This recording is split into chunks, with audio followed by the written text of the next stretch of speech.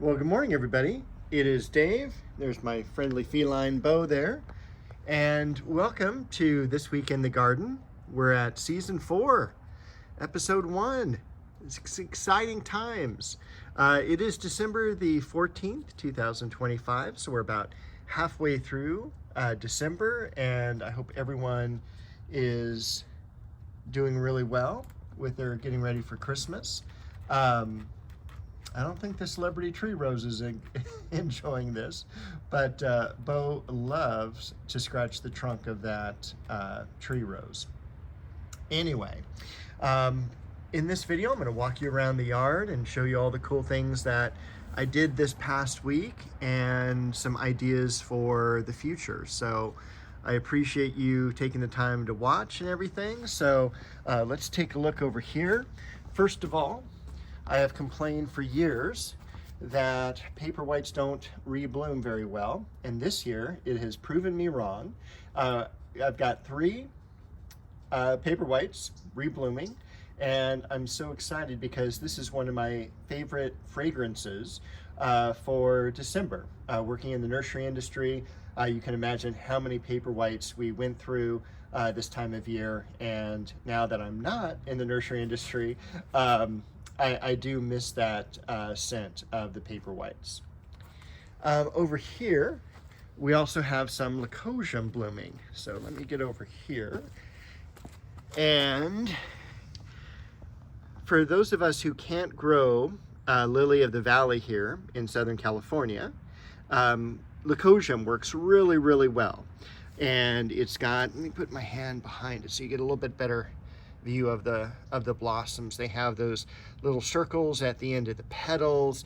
The plant itself is going to get up about a little bit over a foot tall, maybe about 15 inches, and it's loaded with blossoms. And you can see we've got 1, 2, 3, 4, and I don't know if you can see that last one there, 5 clumps of the Lycosium. So those are all coming up and looking beautiful, so I'm so excited about that. Back here is my, I've bought them and I don't know where to put them location, in terms of location, plants. So there's some things that I've picked up that I had plans for, and then the plans changed or I didn't get to it, and they end up being back here. But one of my goals this year is to get this area cleaned out, have everything in the yard, and then possibly make this into a little maple garden. But I don't know yet. I saw some really cool ideas online, and I'm thinking about doing that. So, but let's talk about the rock border here. So let me jump out of this area. I have finished the rock border completely, and I think last week I may have just shown, you know, how I cleaned out most of it, but I don't think I had it totally completed. I could be wrong. That was like a whole week ago. And this is the end of the semester, so my brain is a little frazzled, but I cleaned out all the weeds. And of course, now we've got all the leaves dropping, and we've got it all the way to where I needed it to go, which is up the hill near the Japanese maple there. And you can kind of see the wood border there as well. That's where the 2 meet, and then the wood border is going to come up and around this corner here in the back of the yard. Over here, things are doing really good. I did mulch. And I do use cedar mulch for this area, hoping it'll make the ground more acid. We're very alkaline here on the West Coast. And the plants that I'm planting tend to be conifers and Japanese maples, something that would, and azaleas back here, would like the more acid soils. So it does break down. I do have to reapply it every year or so, sometimes a little bit quicker in areas, and sometimes in areas not as much. So I did separate the Shasta daisies a few weeks ago. Those look like they've transplanted well. They were kind of back here behind the pomegranate where the azalea is. We've got the pomegranate turning leaves, turning to yellow leaves and dropping. We've got one lone carnation blossom there. That I'm going to move to a little bit more sunnier location, a little bit off to the left there. We've got some heliotrope, and that's also got a really nice fragrance to it. I call it an old-fashioned fragrance, kind of like a violet smelling type fragrance, but I do like that one. Some variegated alstroemeria, and then back here we've got the succulent that's in bloom, so that's pretty cool. The Devalia over here, that Japanese maple has lost all of its leaves, so it'll be pruned and transplanted, because I'm going on a transplanting frenzy, it seems like. Over here, we've got one bloodgood Japanese maple pruned back. You can see the blossoms on that plant in the very back corner, and I'm trying to see how I can get up here without getting muddy. Hold on. I made it. All right. This is Heliotropium Ecuador. Look how beautiful those blossoms are.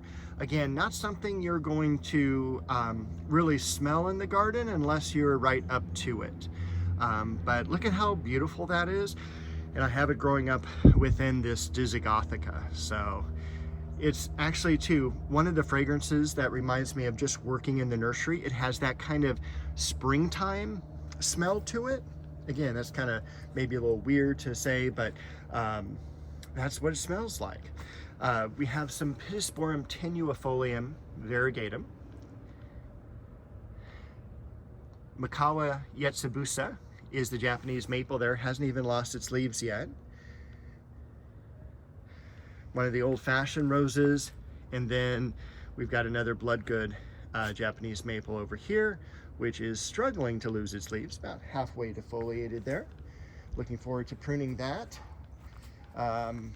Over here,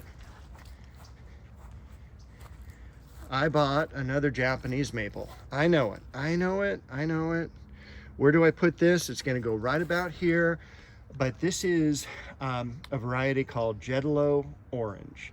And it is, it's so funny when I'm out in nurseries. And in fact, let's move that up here a little bit. Boom, so you can see a little bit more of the branching. When I'm out in nurseries and I really like a plant but don't know where to put it, and like, oh, maybe it's too expensive, I'll come back for it. I'll take a picture of it. And in the case of this Jedalo Orange, I ended up taking a picture of it like last June, July, and then I took a picture of it in September. And I'm like, okay, if I took a picture of it twice, that's gonna really need to come home with me, because it's just, the branching was perfect, the foliage is perfect, and it's gonna go, again, kind of right in this area here as we go up the hillside. So I'm gonna have kind of this in front, and then a pathway, and then the backing by the bloodgood. Other things this week, this is the Magnolia Solangiana Elizabeth, and those will be coming into bloom in the next couple of months. Over here, Sangugaku. Got some more roses pruned back. This is Bronze Age Japanese maple. Over here, that is a very scary plant with those leaves. That is blood lily. That's a Hemananthus.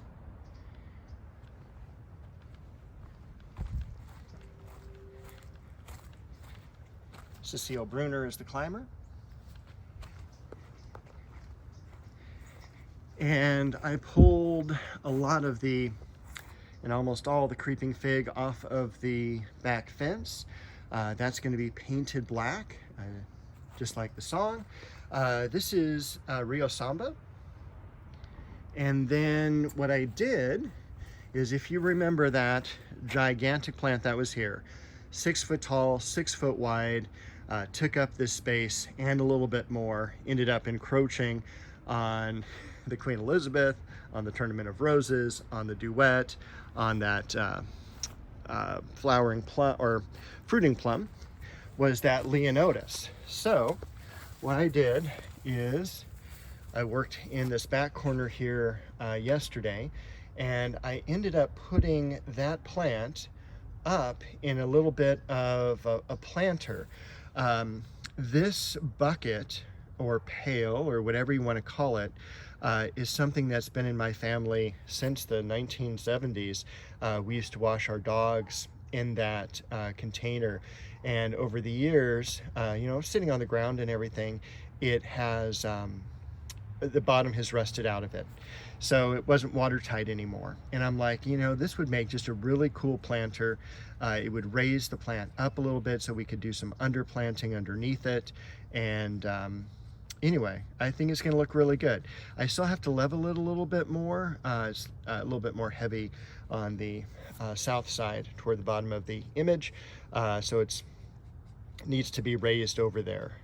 And these are osmanthus here and here, even though they look like hollies, and I can't remember the other name for them, but they're genus osmanthus. This is gold medal, and again, it is December 14th, full bloom. I've got over here Tournament of Roses. Normally Tournament of Roses is flowers in clusters as well as single blossoms. It is a grandiflora.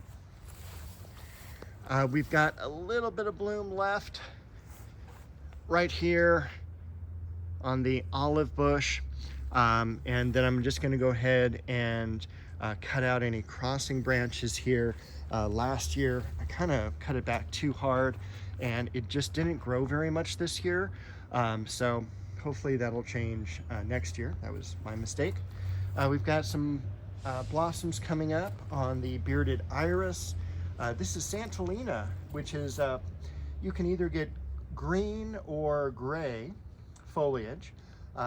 The gray foliage, the plant looks a little bit different, a little bit more compact, but the flowers are the same. Flowers are kind of greenish, amberish in color. I'm colorblind, so it's difficult for me to say, but they're definitely not a white flower. And they use this sprigs of it in potpourri, and so it is very fragrant. So be careful, do not put it right next to some place where you're going to have people walking by and hitting it. Most all the leaves are off the multi-grafted plum tree. And then over here we've got some Queen Elizabeth. Most of the blossoms are spent, but I think there's at least one really nice one we can look at there. That looks beautiful.